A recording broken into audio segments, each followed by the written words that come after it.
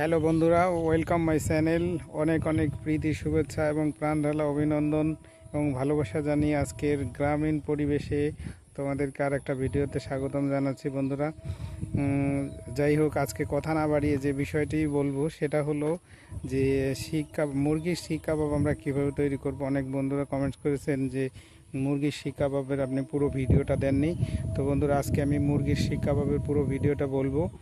সেটা একটু একটু কনফিডেন্স নিয়ে ট্রাই করলে অনেক ভালো হবে আশা রাখি, এবং খুব নিজের কনফিডেন্সকে গ্রো করতে পারবেন। যাই হোক, কথা না বাড়িয়ে আজকের ভিডিও শুরু করছি।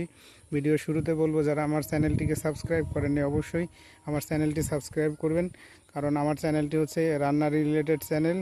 আশা রাখি কুকিং সেক্টরে যারা ক্যারিয়ার ডেভেলপ করতে চান তাদের যথেষ্ট কাজে আসবে। যাই হোক, মুরগির কাবাব কিভাবে আমরা তৈরি করব। মুরগির কাবাব বনলেস মাংসকে ছোট ছোট টুকরা করে কেটে নিব, নিজের পছন্দ মতো কেটে নিতে পারি।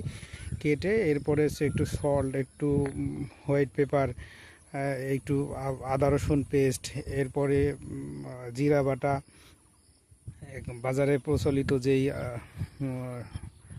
মুরগির মশলা পান, একটু মুরগির মশলা দিতে পারেন কম পরিমাণ, একটু সামান্য পরিমাণ চিনি, একটু দুধ, একটু ঘি, সরিষার তেল, জাস্ট এগুলো হচ্ছে পুরোটা আইডিয়ার পর দিয়ে শুরু করেন। 15-20 মিনিট ম্যারিনেট করে রেখে দেন। আর একটু লবণটা চেখে নিলেন যে লবণটা ঠিক আছে কিনা, 15-20 মিনিট রেখে দেন। একটু ভাজা জিরার গুঁড়া দিয়ে দেন বেশি করে, হ্যাঁ, দিয়ে ম্যারিনেট করে রেখে দেন যথেষ্ট। হয়তো আধা ঘন্টা 20 মিনিট পরে দেখবেন যথেষ্ট সুন্দর একটা ফ্লেভার আসছে এবং ভালো লাগবে। রুম টেম্পারেচারে রাখতে পারেন, ফ্রিজও রাখতে পারেন।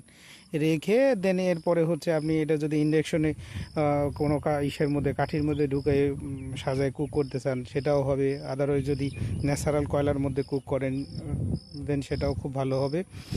তো এই ছিল আজকের বিষয়ে, যে আমি কথা না বাড়িয়ে মূল বিষয়গুলিও আগে বলি এই কারণেই যে আমার বন্ধুরা কমেন্টস করেছেন যে আপনার ভিডিওতে মূল বিষয়গুলো আগে বলবেন।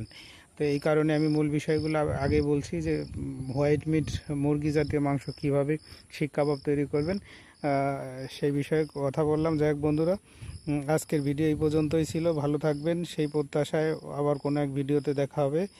আল্লাহ হাফেজ।